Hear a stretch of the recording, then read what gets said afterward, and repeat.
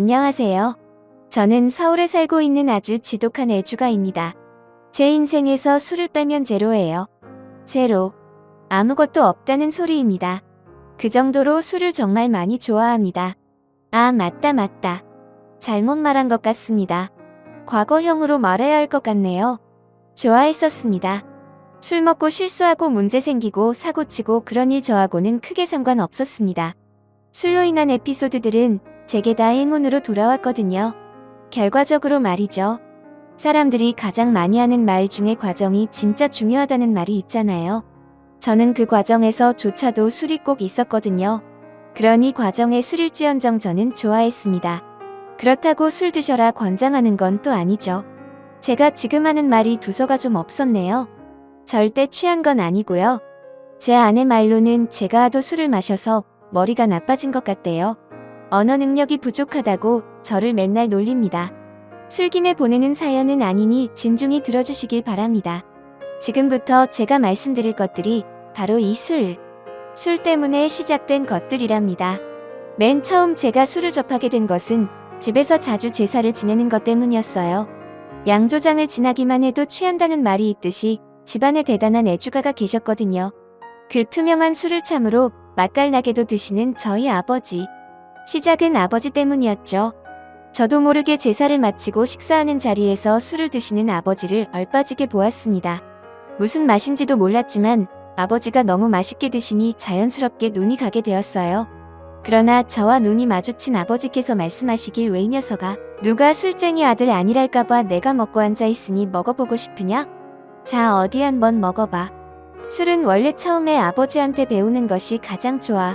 자, 딱 한 잔만 해봐 어디. 그때 제가 고등학생인가 그랬을 겁니다. 학생이었던 제게 아버지는 취하신 김에 술을 권했고 옆에서 어머니가 말리셨죠. 뭐 좋은 거라고 애한테 술을 권해 인간아. 나는 이 집구석에서 아버님 그리고 당신 두 인간들까지만 술쟁이로 거뒀으면 됐어. 그런데 또 아들 자식까지 그 꼴을 보라고? 싫다 싫어. 지겹다 지겨워. 에이 내가 또 뭘 했다고 그래. 원래 술은 집안 어른한테 배우는 게 맞는 것이야. 혹시나 나중에 지 친구들이나 이상한 놈한테 첫 시작을 배웠다가 문제 생긴다고. 집에서 이렇게 배우는 게 훨씬 좋아. 그래서 집에서 제대로 술 배우신 당신은 뭐 아무 문제 없수. 말이나 못하면. 하여간 술만 마시면 헛소리 쓸모없는 소리. 제가 듣기론 돌아가신 할아버지께서도 굉장한 애주가를 아셨습니다. 아주 어릴 때 기억의 할아버지 밥상에 늘 술이 있었고요. 어쩌면 제가 태어나서 줄 고씨야에 들어왔던 것 중 하나가 술이었을지도 모르겠네요. 그리고 제 아버지도 매일 반주를 드시는 분인데 어머니 말로 크게 사고를 한번 치셔서 그 뒤로는 늘 집에서만 술을 드신다고 하셨습니다. 그 큰 사고가 바로 저를 낳은 것이죠. 그런 이유로 어머니는 술이라면 질색팔색 하셨습니다. 내가 저 인간이랑 술만 안 마셨어도 이렇게 안 살고 있으려나. 아유 지겨워. 헤헤헤. 그러게 왜 처음 먹는 술을 나랑 마셨나? 딴 놈이랑 마셨으면 딴 놈이랑 살았겠지. 그래서 뭐든 처음이 중요하다는 것이야. 내 엄마가 나랑 술 한잔하고 덜컥 널가졌잖냐. 얼마나 좋으냐. 술 한 잔엔 님도 보고 뻥 뒀다고. 어머니는 그 뒤로 술은 입에도 안 대셨고 아버지 말씀이라면 넌덜머리가 난다고만 하셨죠.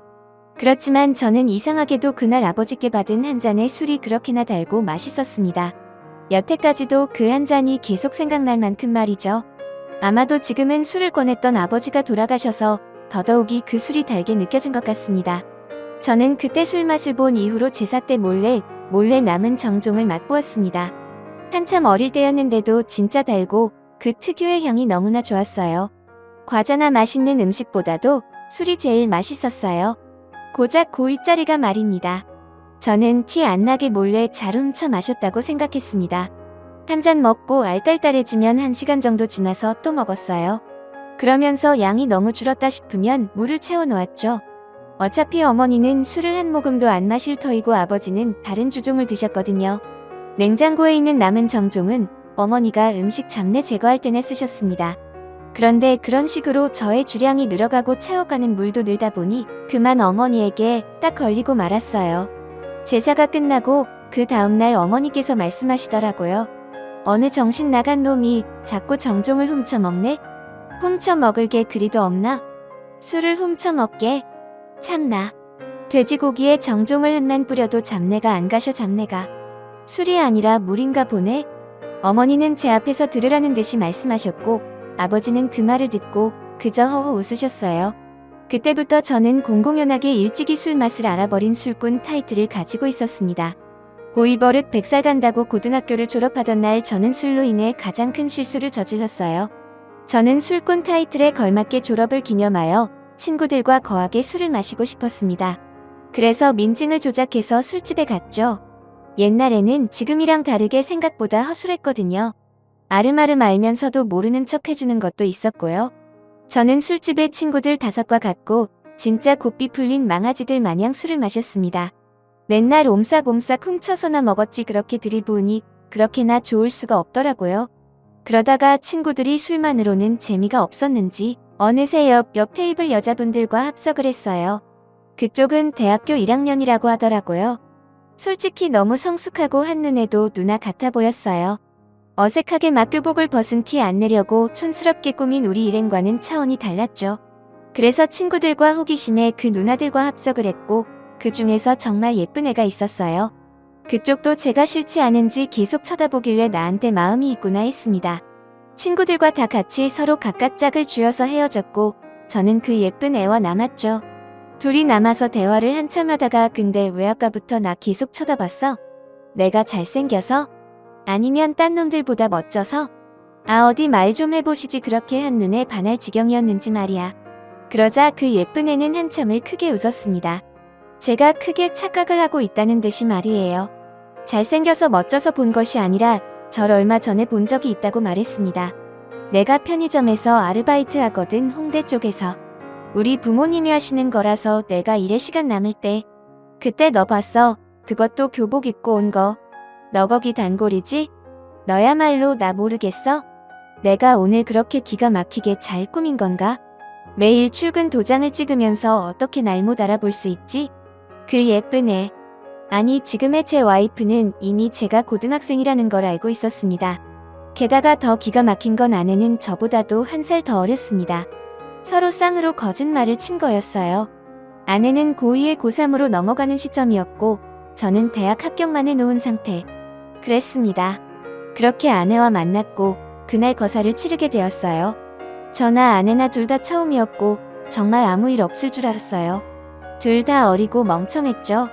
저는 술을 좋아했고 아내는 좋아하는 건 아니었지만 진짜 잘 먹었습니다. 저랑 같이 대적해서 먹으면서 먼저 취하지 않는 건 아내가 처음이었거든요. 그런데 결과적으로 둘 다 엄청 취한 상태였습니다. 그렇게 둘 다 술 먹어가면서 사고를 쳤고 그 사고의 대가는 꽤나 컸죠. 1달쯤 지나서였을까요? 모르는 번호로 연락이 왔어요. 받아보니 아내였고 그날 그렇게 만나서 헤어지고 처음 온 연락이었습니다. 자기가 아이를 가진 것 같다고 제 아이라고 했습니다.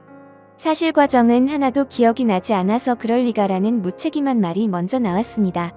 그러자 수학의 너머로 아내가 쌍욕을 하더라고요. 야 이 십장생아. 18색깔 크레파스 같은 놈의 시키가. 길거리 다니는 똥개도 지 새끼는 챙기는데 터진 주둥이라고 막 나불거리네. 일을 버렸으면 만나서 이야기를 하자고 하든가 미안하다고 하든가 말을 해야지. 뭐? 그럴 리가? 어디 그 주둥이로 다시 한번 말해봐. 이 애미애비 없을 놈이 말이라고 막 하네. 네가 그렇게 나온다 이거지? 너 지금 어디야? 내가 너네 집 아는 거 너 알지? 나 지금 간다. 지금은 아니지만 그 당시에 아내는 많이 거칠었었습니다. 상황이 안 좋자 아내는 사포같이 더 거칠어지더군요. 집으로 온다기에 저는 수업도 제대로 못 듣고 집으로 부랴부랴 달려갔습니다. 아내가 집으로 가면 저는 진짜 죽은 목숨이었거든요. 그것도 절대로 속도 위반 안 된다던 어머니께 죽도록 맞을 거예요. 저희 어머니도 아내 못지않게 한 성격하시는 분이라서요. 아버지보다도 저는 어머니한테 더 많이 맞고 자랐거든요. 그래서 무서웠어요. 제가 집에 막 도착했을 때 이미 집에 아내가 와 있었습니다. 그런데 전화로 퍼부었던 기세와는 달리 울고 있었어요. 어떻게 하냐고? 자기도 모르겠다고요? 어머니 또한 제가 걱정했던 바와는 다르게 아내를 달래고 사과하고 있었습니다. 저한테 한마디 화도 내지 않으셨어요. 제가 온 것을 아시고선 그제야 왜 그렇게 말했느냐고 한 소리 하셨죠. 그게 다였습니다. 아내 앞이어서 별다른 말들은 꺼내지 않으셨어요. 그리고 아버지는 그저 말없이 저와 아내를 번갈아 바라보았습니다.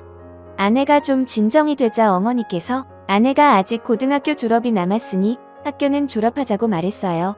그리고 아이 낳고 아이는 어머니께서 봐주실 테니 공부하라고요. 내 자식 과실 내가 감싸야지 어째. 그러니까 그만 울어 응. 아이는 못 버리겠다면서. 그리고 우리 아들 저 새끼 마음에 든다면서. 그럼 같이 결혼하고 살아야지 어째. 저 자식이 그렇게 나쁜 WL 기놈은 아니야. 돌대가리여서 그렇지. 다 책임지고 우리가 내 걱정 절대 안 시킬게. 부모님은 다 아신다고? 사과를 먼저 드려야 하나 상견례를 해야 하나 모르겠네 정말. 이런 말 위로가 될지 모르겠는데 나도 그랬어. 나도 이 인간이랑 만나서 제일 일찍 나았어. 근데 나쁘지 않았다. 그리고 언제라도 다른 선택을 하고 싶으면 그래도 돼. 안 말려 괜찮아. 필요하지 않으면 결혼도 안 해도 돼. 애 만나고 안 키우고 싶다고 해도 돼. 일 저질은 저 새끼가 알아서 하겠지. 그리고 우리도 있고. 너무 그렇게 걱정하지 말어. 뱃속의 개한테 안 좋을라. 그렇게 저는 엉걸결에 결혼이란 걸 하게 되었어요. 진짜 얻어 걸린 거죠. 동시에 아이도 생겼고요. 막 기쁘거나 싫고 그런 감정도 없었고 그저 어리둥절했습니다. 어렸기에 그 당시에는 그저 부모님께 안 혼났다는 것만으로도 다행이라 아마도 혼내지 않으신 건 제가 아들에서 책임감을 가져야 할 아이 아버지가 되었기에 최선의 존중을 해주신 듯 했습니다. 제가 결혼을 하고 어머니께서 미안한 마음에 아내를 챙겨주고 싶다고 집에서 살라고 하셨습니다. 저희끼리 살면 뻔히 고생이 보인다고 말이죠. 이렇게 한참 어린데 내가 집으로 불러들여서 시집살을 시키겠어 뭐 하겠어. 내가 아들만 하나라 딸 하나 더 생겼다 치고 도와줄게. 나를 시어머니라고 생각하지 말고 너 애 봐주는 사람 정도로 치자.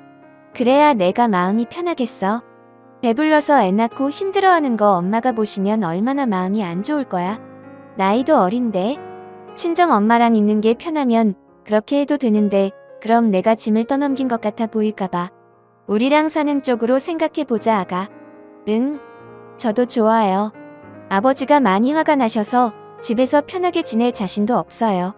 집에 있는 게 더 불편해요. 여기로 들어와서 살게요. 앞으로 잘 부탁드려요. 저 아이도 잘 낳을 거고요. 공부도 마치고 싶어요. 그렇게 아내는 제 방으로 들어와서 살게 되었어요. 아내는 고3까지 마치고 아이를 낳았습니다. 저는 결혼을 꿈꿔본 적도 없고 아이를 생각해 본 적도 없었지만 저를 쏙 빼닮은 딸아이가 진짜 예뻤습니다. 이렇게 아빠가 되는 거구나 싶었고 이상하게 벅차올랐죠. 아이 보려고 수업도 겨우겨우 가고 하루에 2시간 3시간 자도 좋았어요. 제가 우는 아이를 달래주면 아이가 저를 보면서 그렇게 예쁘게 웃었거든요. 내가 이걸 보려고 술을 그리 먹었나? 잘했다 싶기까지 했습니다. 그리고 아이를 낳으면 정말 엄마가 되는 것인지 제게 화만 내던 아내가 달라졌어요. 아이도 잘 돌보고 학업도 이어서 했어요. 한 해도 쉬지 않았고 대학에도 붙었죠. 어머니는 아내에게 약속했던 대로 아이를 맡아주셨고 아내는 대학을 다녔죠. 아내와 어머니의 사이는 제가 생각했던 것보다는 꽤 좋았습니다. 아내에게 제일 고마운 것 중 하나이기도 했고요. 어머니는 조건 없이 도와주신다고 하셨지만 아내는 막연히 도움만 받지는 않았습니다. 며느리로서도 잘했고 진짜 딸처럼 저희 부모님을 챙겼습니다. 어쩌면 저보다도 더 나았고 그 덕에 집안 분위기도 더 좋아졌어요. 나중에는 저희 어머니께서 절 칭찬하기도 했습니다. 뭐 하나 제대로 하는 것도 없이 술만 처먹는 놈이 유일하게 잘한 일이라고요. 복덩이를 2식이나 안고 들어왔다고 했습니다. 욕인지 칭찬인지 모르겠지만 우선 기분이 좋으니 웃고 말았죠. 사고 쳐서 아이를 낳았지만 고난은 하나도 없었어요. 그 모든 게 부모님 덕이었고요. 그리고 장인 장모님께서도 저를 크게 원망하지 않으셨어요. 그것 또한 저희 어머니께서 본인이 죄인인 것처럼 직접 찾아가서 앞으로의 책임에 대해서 잘 설명해 주셔서 그런 듯합니다. 말 그대로 저는 부모님 덕을 톡톡히 본 것이죠. 외자식은 정작 그렇게 한없이 받을 때는 그 고마움을 모를까요? 일찍이 사고를 쳤지만 꼬박 6년을 부모님께서 고생을 해주신 덕에 저희는 아쉬울 것 없이 학교며 직장을 얻었습니다. 제 딸아이가 초등학교에 들어가고 그때쯤에 저의 친구 같은 아버지께서 돌아가셨습니다. 제 인생에서 가장 힘든 시기를 뽑으라면 그때였던 것 같습니다. 막 직장을 구해 정신이 없어서 정작 아버지와는 제대로 술 한잔하지 못했었는데 그런 아버지가 아쉽게도 너무 빨리 가버리셨어요. 저도 아내도 아버지 돌아가신 날 참 서럽게도 울었습니다. 그리고 아버지 장례식장에서 아버지의 사진에 대고 제대로 처음 술 한잔 올렸습니다. 아버지 언제 한번 제대로 대결하자고 하셨는데 이제야 이렇게 한잔 드리네요. 진짜 죄송해요. 속만 썩이고 나 사는데 정신 팔려서 그 좋아하시는 술 한잔 못 건네드려 죄송합니다. 그렇게 술 한잔으로 아버지를 겨우 보내드리고 저희 가족 모두가 일상으로 돌아왔습니다. 그러다 딸아이가 어느 정도 살이 분별이 가능해지면서 질문이 와장창 쏟아지기 시작한 겁니다. 그러면서 아내의 근심이 늘어만 갔죠. 여보, 어제는 우리 딸이 글쎄 사랑이 뭐냐고 묻는 거야. 그래서 엄마랑 아빠가 만나서 사랑해서 우리 딸이 태어난 거라고 했더니 어떻게 만나게 됐냐고 묻는데 순간 나 말 못했다. 우리 애한테는 솔직하게 말하지 말자. 술집에서 만나서 사고 쳐서 내가 생긴 거다. 그걸 어떻게 말해? 실망할 거 아니야. 자기가 그렇게 태어난 거라고 하면 과정이 뭐 그렇게 중요해. 어차피 나는 그때 당신한테 첫눈에 반했었어. 우리 어쩌다 이렇게 되었을지 몰라도 성격도 잘 맞고 죽이 짝짝꿍 잘 맞잖아. 초반에는 삐그덕거렸을지 몰라도 지금은 사이 엄청 좋고 내 또래 아직도 결혼 못한 놈도 많아. 애도 우리 애가 제일 크고 사이도 당신이랑 내가 제일 좋아서 나는 너무 좋다고 생각하고 살고 있는데 화목한 것만큼 자랑스러운 거 있어. 애도 이해할 거야. 어차피 다 크면 알 텐데 뭐 알아. 하여튼 당신은 그래도 아내는 죽어도 솔직히 말하지 말라고 하더라고요. 결국에는 아내가 포장한 말로 둘러대었습니다. 소개팅에서 서로 미친 듯이 사랑하고 결혼한 다음에 딸 아이를 낳은 걸로요. 그래도 나이 계산해보면 금방 들통날 거짓말이었는데 말이죠. 그리고 딸 아이에게만 그리 말한 게 아니라 아내는 주변에도 제대로 말을 안 했어요. 부끄럽다고 말이죠. 알고 보니 처가에서도 원래 저희가 사귀고 있었던 걸로 알고 계셨더라고요. 아내 지인들도 저희가 연애만 한 3년 하다가 사고 쳐서 결혼한 걸로 알고 있었죠. 좀 의아하기는 했지만 남들이 들었을 때 단 하루로 아이를 가지고 그 이후로 결혼했다고 하면 무조건 안 좋게 볼 것은 뻔하긴 했습니다. 그런데 아내가 그렇게 열심히 포장한 것들을 제가 또 그 술로 인해 다 발설해버렸습니다. 때는 장인어른 생신이었고 아내 형제 가족들이 모두 모인 자리였어요. 다른 가족들은 술을 못 마셔서 저와 장인어른만 술을 마셨고 일을 하다가 가서 그런지 피곤해서 술이 막 올라왔어요. 그래서 분위기에 취해서 무리해서 더 마셨죠. 그러다 보니 만취해버린 거예요. 그 와중에 처형과 아내가 이야기하는 것이 제 귀에 들려왔습니다. 제가 기억하는 건 이 대화까지였습니다. 그런데 제가 뭐라고 짓거렸는지 아내에게 들어서 알아요. 너무 취해서 기억도 안 났거든요. 아유, 처형 아니에요, 아니에요. 아, 저희가 무슨 3년씩이나 만납니까? 그때 제 여자친구 이름이 아니다. 아무튼 그땐 이 사람 알지도 못했어요. 이 사람이랑은 당일에 만나서 당일에 생겨서 결혼한 거라니까요. 당신 설마 처형한테도 뻥쳤어? 우리 연애 오래 하고 애 생긴 거라고? 왜 그랬어? 내가 그거 부끄러운 거 아니라고 했잖아. 결과가 좋으면 되었지. 뭘 또 가족끼리 포장은? 처형 아니에요, 아니에요. 저희는 원나잇. 다음날 일어나니까 입안에서 피맛이 났던 걸 보면 아내가 한 대 친 게 분명해요. 그런데 곧 죽어도 자기가 때린 적은 없었다고 발 빼더라고요. 제가 분명 아내가 손목 욱신거린다고 하는 걸 봤는데도요. 무튼 그날 일로 인해서 저와 아내의 숨겨진 히스토리가 만천하에 다 들통났습니다. 다행히 10여 년 전 일이라서 처가 식구들께 혼이 나진 않았습니다. 다만 아내만 민망해졌을 뿐이지만요. 그 다음에 처가에 갔을 때는 둘째 계획에 혈안이 되어 있던 처형이 어떻게 해야 한 번에 애를 가지냐고 저를 영웅보도다였죠. 장모님께서는 그래도 어린 나이에 책임지는 거 잘했다고 격려해 주었습니다. 쉽지 않은 선택이었다면서요. 물론 저보다는 저희 어머니가 책임을 정리하신 거지만요. 그리고 그제야 알게 된 것이 아내에게 제가 첫 남자친구였다 하더라고요. 그래서 그렇게 울고 불고 겁을 먹었던 거였어요.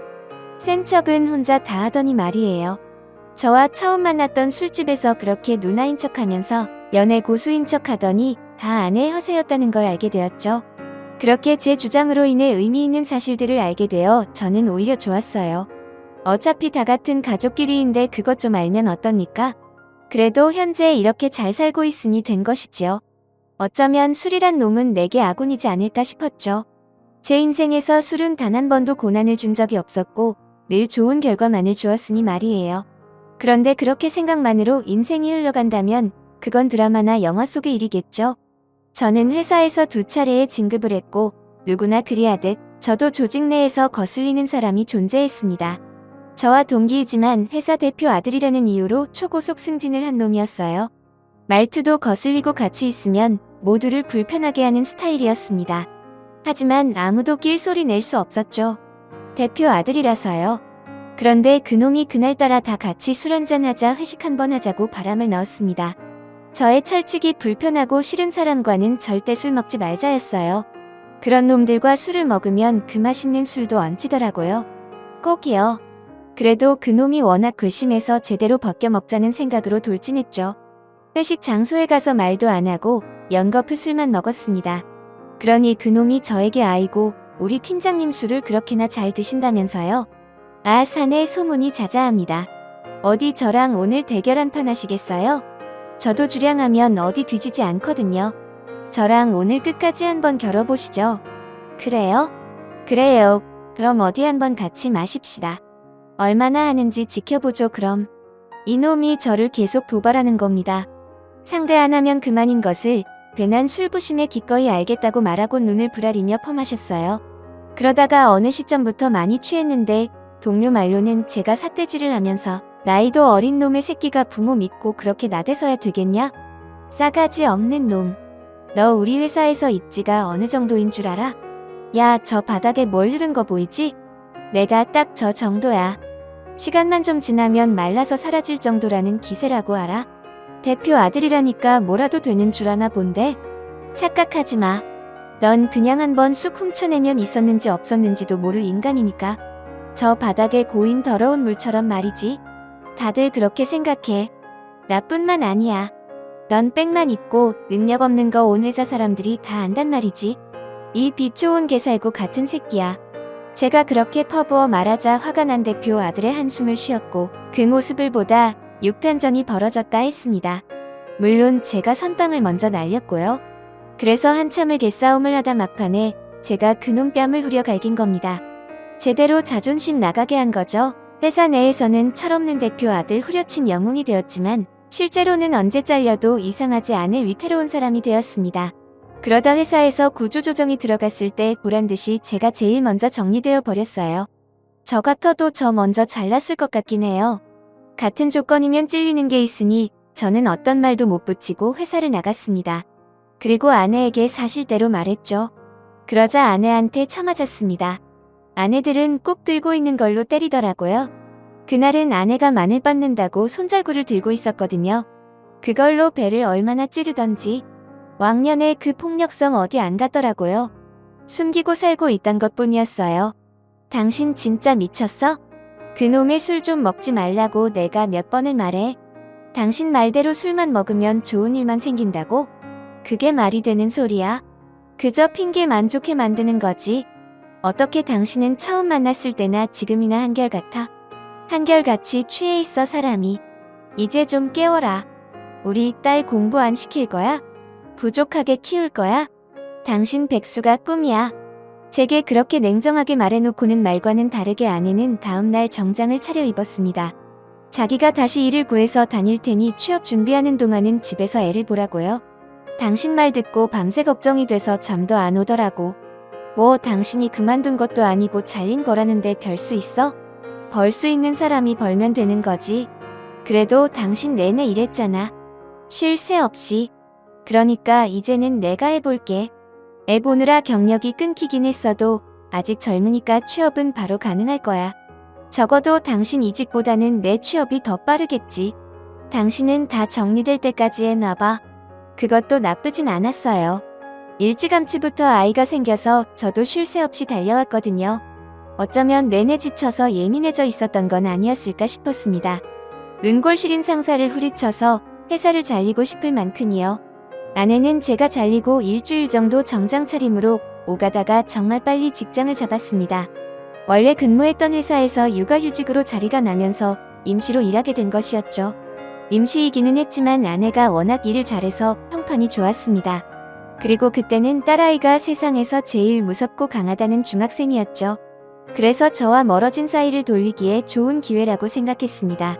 아내의 애를 보라는 말은 애 좀 잘 봐달라는 말이었던 것 같았어요.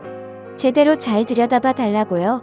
처음 키워보는 딸이고 주변에도 그 나이 또래의 아이를 가진 친구가 없었어요. 그래서 딸을 어떻게 대해야 할지 진짜 모르겠더라고요. 아무것도 안 했는데 뜬금없이 아빠 더럽다고 하고요. 아무것도 안 했는데 아빠 저질이라고 하고 귀여워서 웃었는데 얼굴 치우라고 하고요. 맨날 뭐만 하면 으으하면서 싫어했어요. 꼭 벌레 보듯이요. 그럼 당연히 싫어하지. 당신 같으면 저렇게 토끼같이 뽀얗고 솜사탕 같은 애가 당신같이 술 절어 있고 담배 쩐내 나고 입만 벌리면 헛소리하는 아빠를 좋아하겠어? 그리고 당신 맨날 속옷 차림으로 돌아다니잖아. 그러지 좀 마. 몸이라도 좋으면 몰라. 무슨 헐랭이 같은데? 뭔 자신감으로 정말. 쉬는 날에는 잘 씻지도 않잖아.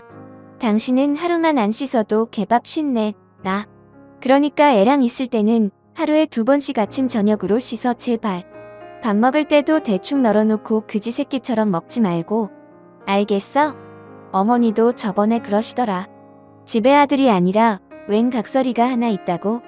무슨 밥을 구걸해서 먹듯이 허겁지겁 왕초에 나오는 거지들도 그렇게는 안 먹더라. 으유, 딸이랑 지내면서 매너라는 걸 좀 키우길 바래. 냄새나는 아저씨 티내지 말고. 좀 바뀌라고. 바뀌어야 애 맘도 바뀌지. 아내의 말로는 예민한 사춘기이니 괜히 도발하지 말라고 했지만 저는 딸아이의 그런 반응이 너무 재미있어서 오히려 더 건드렸습니다. 그래서 중학생 때의 딸은 저랑 엄청 싸우고 툭툭거렸어요. 싸우는 것만큼 빨리 친해지는 거 없더만요. 처음엔 엄청 싫어했는데 나중엔 지도 재미있는지 옆에 슬금슬금 와 있었습니다. 딸이 중3에서 고1 2년 가까이 제가 놀았어요. 장기간 백수였죠. 상사한테 잘린 놈이니 같은 직종에서 이미 소문이 돌 만큼 돌았죠. 그 능력 없고 백 좋은 놈이 좋은 백을 저 앞길 막는데 쓰고 있더라고요.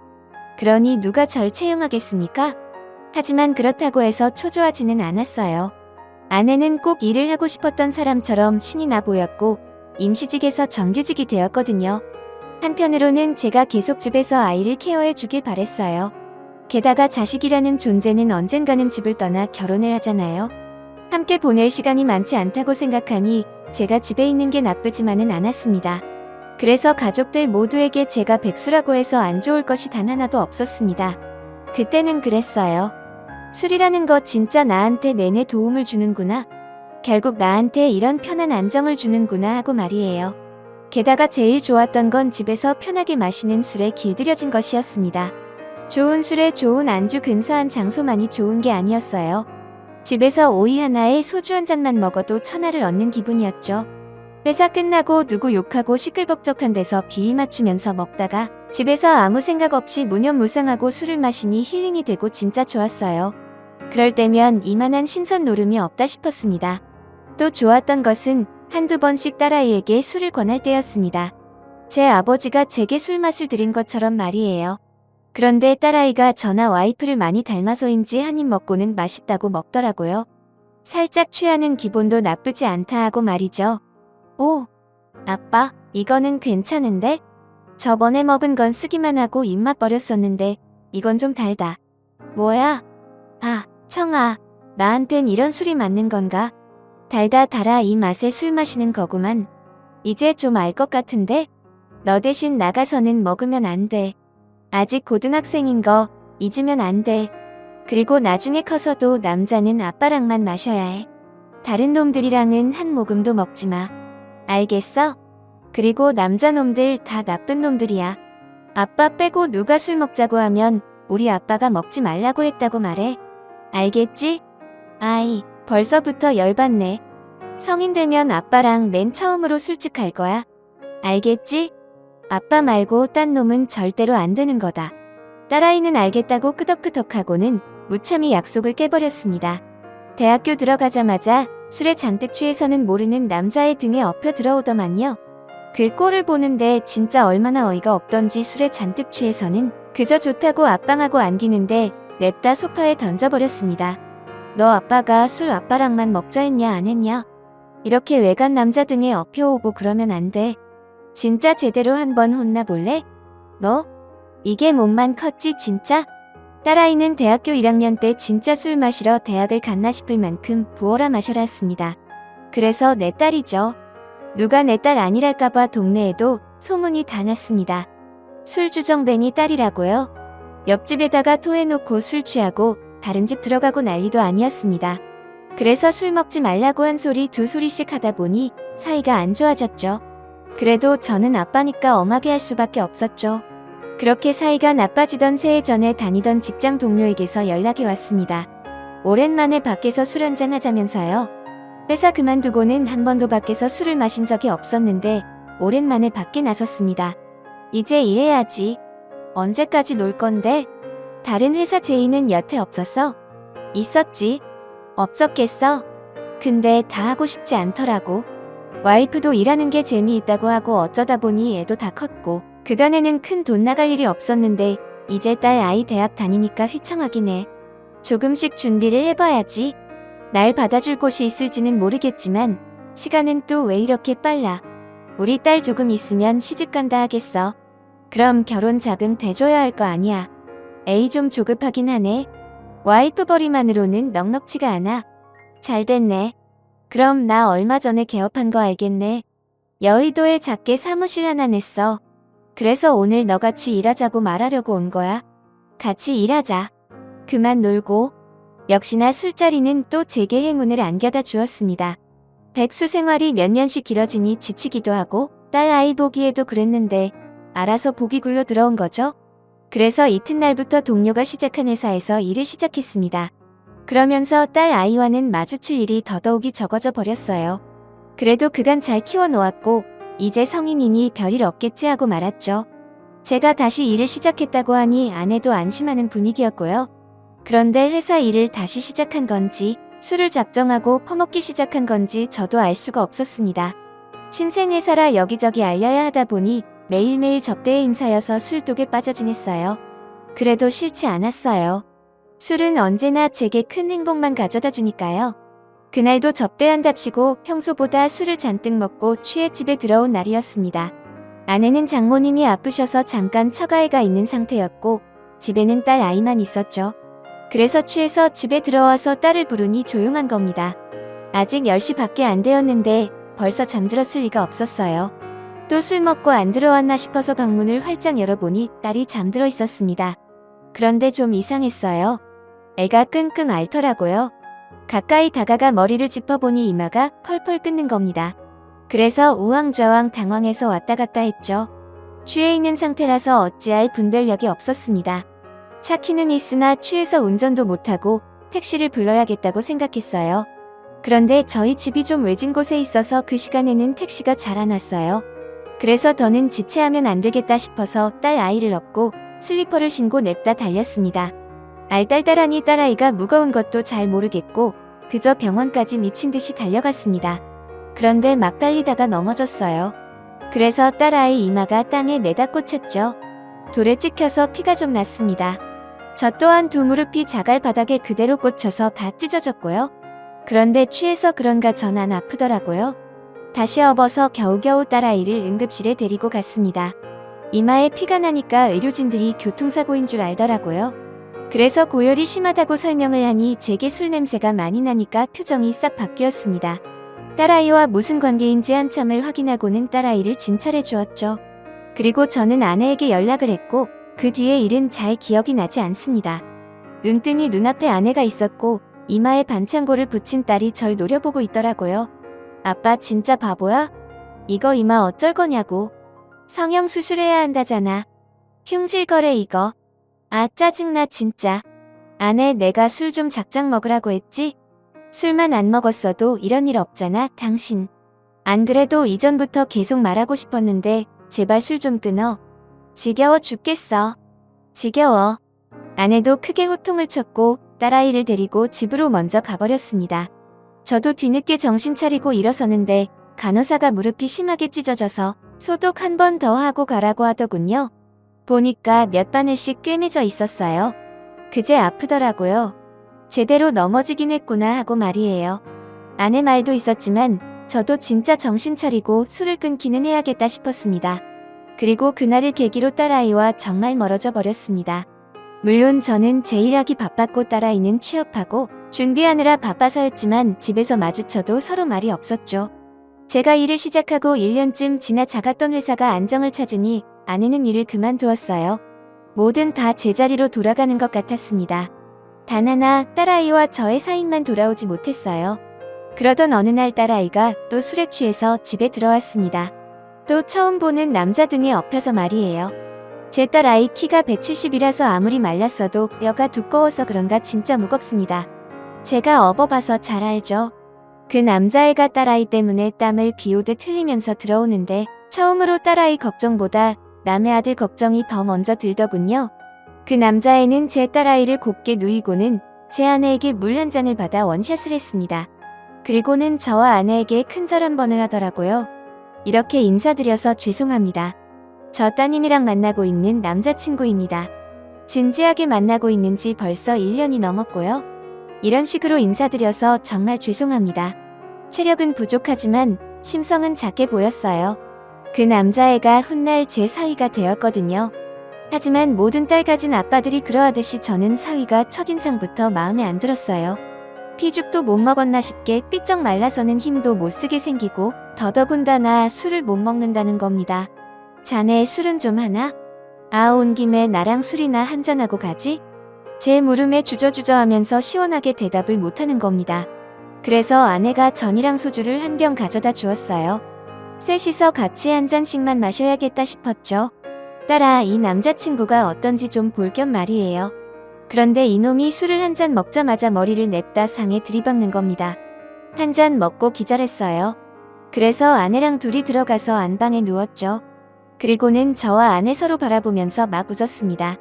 술 못 먹나 봐. 그런데 우리 딸이랑 어떻게 만났을까? 너무 신기하네. 아참 나 좀 봐. 내일 저 녀석들 일어나면 먹일 해장국이나 끓여야겠다. 하기는 술 잘 먹고 좋아해봐야 뭐해. 당신처럼 개망나니 같이 살 텐데 차라리 술 한 잔 못하고 안 좋아하는 게 더 나아. 그래서 우리 딸이 좋아했나? 지 아빠랑 딴 판이라서. 무슨 말도 안 되는. 우리 딸부터 술꾼인데 술꾼이 술 한 잔 못하는 놈모가 좋아 맞나? 살면서 재미없을 건데 당신은 나랑 사니까 그래도 재미는 있잖아. 다음날 사위와 딸아이가 일어나고 아저씨같이 국제로 들이키는 딸아이와 죄송해서 어쩔 줄 몰라하는 사위를 보면서 참 마음감이 교차하기는 하더군요. 너 이 기집애. 또 그렇게 술 마시기만 해봐.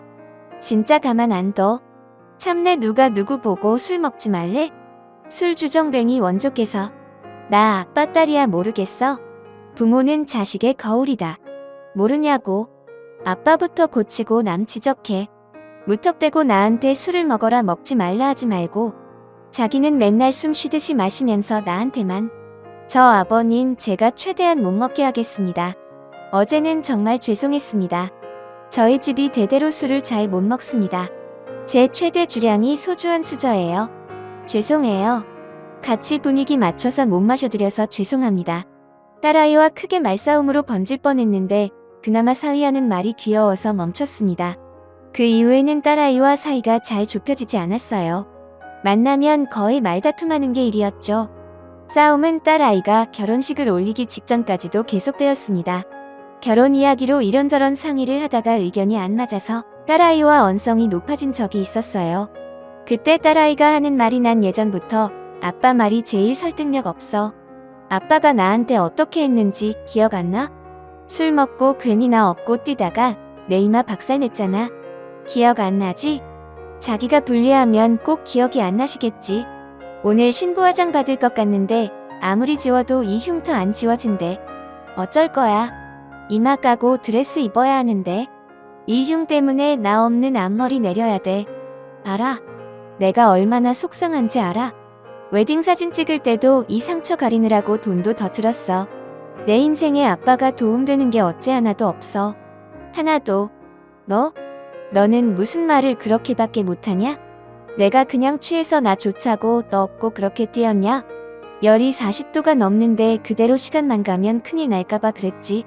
기집애가 맨날 술 처먹고 밤에 돌아다녀서는 고열에 감기나 걸려오고 너는 입이 10개라도 할 말이 없어. 이거 사. 아빠한테 고맙다고는 못할 망정. 말하는 싸가지하고는 시집갈 때 다 되었는데도 말하는 싸가지 봐 이거. 결혼할 준비도 아직 안 됐네. 멀었어. 결혼할 준비? 참나 웃겨. 아빠가 할 소린 아니지 않아? 아빠랑 엄마랑 술 먹고 싸고 쳐서 나 가져서 어쩔 수 없이 결혼한 거잖아.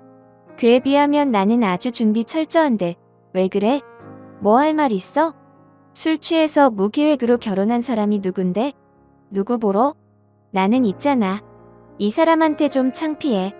아무리 엄마 아빠 사이가 좋고 한들둘이 철없이 하루 사고로 내가 태어난 게 달라지는 건 아니잖아.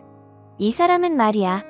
우리 시부모님이 얼마나 순수하게 사랑하고 서로 믿음을 쌓아오다가 오래 연애하고 결혼해서 세상에 태어났다고. 그에 비하면 나는 무슨 하입에 담기도 창피해 정말. 그러니까 엄마랑 아빠는 입이 10개라도 나한테 할 말 없어. 특히 술에 관해서는 누워서 침 뱉기나 마찬가지라고 알아. 그런데 그때 아내가 딸아이 등짝을 팍 때렸어요. 눈에는 눈물이 글썽해서요. 내가 그런 말들 예상은 했다만 그런 말을 하필 내가 낳은 내 딸한테 들을 줄은 몰랐네. 네, 아빠 말 하나 틀린 거 없어. 그런데 내가 지금 내뱉은 말들은 전부 틀렸어. 나랑 내 아빠가 그저 실수로 널 낳아서 결혼한 거라고? 무슨 말도 안 되는. 너는 실수를 평생 감내하면서 하는 게 결혼이라고 생각하니? 이쯤 왔으면 실수가 아니라 사랑이지. 내 아빠랑 나랑 사랑해서 결혼했고 책임까지 감수하고 너 낳은 거야. 그저 단순히 술 먹고 내가 생긴 건 맞지만 그렇다고 해서 우리 가정이 고작 그런 것들만으로 된 건 아니라고. 그리고 너는 내 이마 상처만 보이지? 내 아빠 저 무릎은 안 보여. 내 아빠 여름 많이 타는데 혹시라도 너한테 보이면 마음 불편해? 내 아빠가 너무 불편할까봐 이 더운 여름에도 반바지 죽어도 안 입어. 너 업고 뛰다가 넘어져서 양쪽 무릎을 8바늘씩 헤매었어. 간호사가 그러더라. 아빠가 딸 이마에 난 여우 콩만한 상처 신경 쓰느라 본인 무릎 벗겨져서 피가 철철 나는데 그거 아픈 줄은 모르더라고. 꼭 다 말을 해줘야 아는 거니? 내 아빠가 그런 사람이야. 내 일이면 다치고 아파도 다 나서는 사람이라고. 이 나쁜 계집애야. 사위의 부모가 되시는 사돈 내외가 사위를 낳기 직전에 외국으로 건너갔다 하더라고요.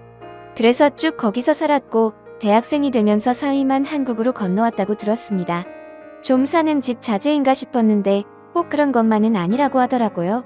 사위의 부모가 외국에 계시는 터라 상견례가 많이 늦어지긴 했습니다. 거의 사돈 집안 빼고 결혼 준비를 했다 해도 과언이 아니었죠. 딸 말로는 요즘은 다들 결혼 준비만 한다고 상견례는 생략도 한다기에 좀 찜찜하긴 했지만 그 의견에 수긍해 주었죠. 그리고 약속된 상견례 날 저와 아내 둘 다 사돈을 보자마자 뒤집어지고 말았습니다.